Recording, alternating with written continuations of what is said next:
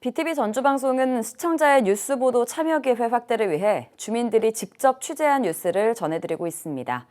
이번 시간에는 전주와 완주 소식을 차례로 들어볼 텐데요. 이평강, 박영환 주민통신원이 화상으로 연결돼 있습니다. 두 분 안녕하십니까? 예, 네, 안녕하세요. 안녕하세요. 네, 먼저 전주 소식부터 가겠습니다.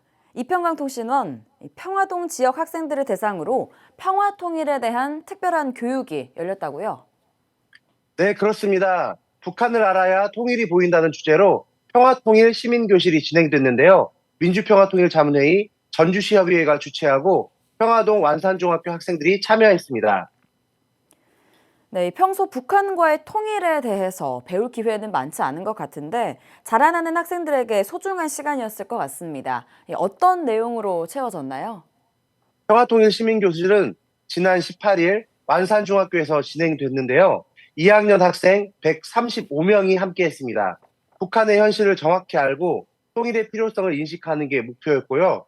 실제 북한에서 선전선동부 방송원으로 일했던 탈북민 유현주 강사가 강연자로 나서서 자신의 경험을 바탕으로 북한의 실상을 생생하게 전해줬습니다. 먼저 유현주 강사는 탈북 당시 한국 드라마를 보고 큰 충격을 받았던 경험을 강조했습니다.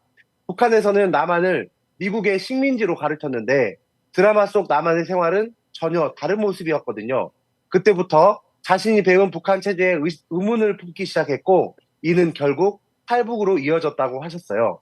이 외에도 북한 주민들이 한류, 특히 방탄소년단 BTS를 동경하면서 탈북을 꿈꾸는 경우가 늘고 있다는 점도 흥미롭게 이야기하셨습니다. 네, 결국 남한의 문화가 북한 주민들의 동요까지 좀 불러일으킨 셈이군요. 그렇습니다. 예를 들어 북한에서는 남한을 가난하고 불행한 나라로 묘사하지만 남한 드라마 속 현실은 그와 완전히 반대였죠. 특히 북한의 청소년들 사이에서도 BTS 같은 K-팝 아이돌의 인기가 높아지면서 더 많은 북한 주민들이 남한의 자유로운 문화를 동경하게 되었다고 해요. 강사님은 이런 문화적 접촉이 북한 체제에 대한 의구심을 일으키고 더 나은 삶을 찾게 하는 원동력이 된다라고 강조하셨습니다.